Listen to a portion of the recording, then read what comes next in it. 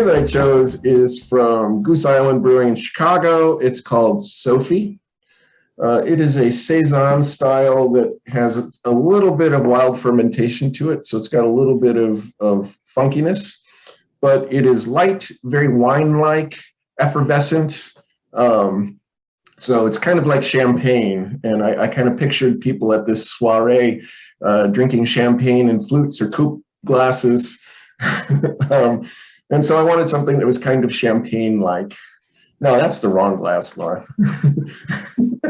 Wine-like, these are our camping wine glasses. Yeah, that's a wine. That's like a wine glass. I'm talking a champagne flute. Of course, I've got it in a beer glass. So. Hey, we're roughing it, okay? I'm going to have to make do with the wine glass for champagne-like beer.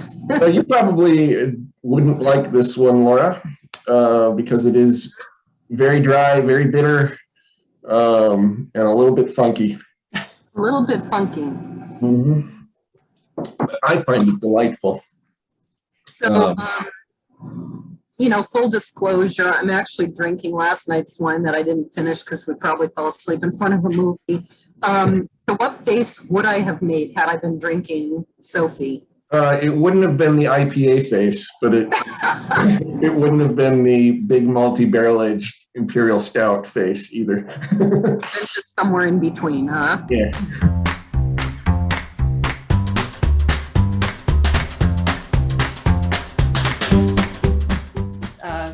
His former girlfriend has recently died by suicide, and she was a well-known actress. And so obviously this is something that is going to be all over the media. And what people don't know is, sort of the story behind their relationship and why when she dies, this is, even though they recently broke up, that it's very devastating to him. But he has to put on a very public face. Mm-hmm. He has to look very controlled. And he takes that seriously. And, there's a scene in the book where he sort of loses it, but he's in private. But he, you talk about a guy's point of view, it's very hide it, hide it, hide it, hide it. And then when he's in private, it's like a boom, mm-hmm. and he has a brother who sees this and says, this is not you, you are controlled. And mm-hmm. I think if you can take some time away. And he's like, I can't take time away. I'm the crown prince. But they're identical twins. So in your suspension of disbelief, his brother says, oh, you can go because I go all the time. And he's like, well, you're not the crown prince, to his twin brother. Says, but people can't tell us apart anyway. If you go, you be me. Nobody's going to know. And if I show up at just enough public events, a little distant, no one's going to realize that you're gone. Well, and so this brother has never experienced this before. So male or female, I think there's still, a human element to, somebody being away and experiencing a life they've never lived. Because nobody knows who he is when he is in Argentina. Nobody can say, oh, that's the crown prince of this teeny tiny European country. He's unrecognizable. Weird. He did some things to disguise himself a little bit.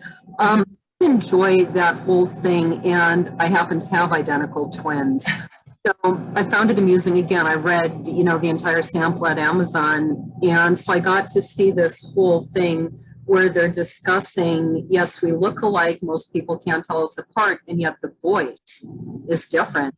Mm-hmm. And I kind of wonder if you have some experience with identical twins, because I always said, even if I mix them up by sight, I could always tell them apart by voice. Mm-hmm. I don't think most people know that. Yeah, I actually, my best friend when I was like in 5th, 6th grade was an identical twin. And I could tell them apart visually in a second, but most people couldn't. Mm-hmm. But it wasn't even so much the sound of their voice. A lot of times it's the cadence, and that comes from personality. Right. And that's in this book too, and throughout the series, you see that their personalities are very different, and that carries into, with a lot of people, it carries into how they walk or how their voice, the cadence of their voice.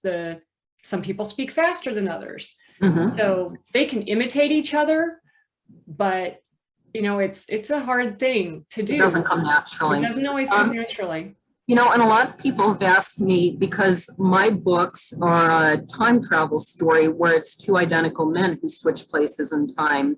Mhm. People have asked, how do people keep these two straight? And that's always the answer, because they may look identical, but they are so totally different that almost from the first word of a scene, you can tell one is very brash, very arrogant. I mean, they're both a little bit like, one is very overconfident, whereas the other is arrogant. It might be splitting hairs, but there's a difference.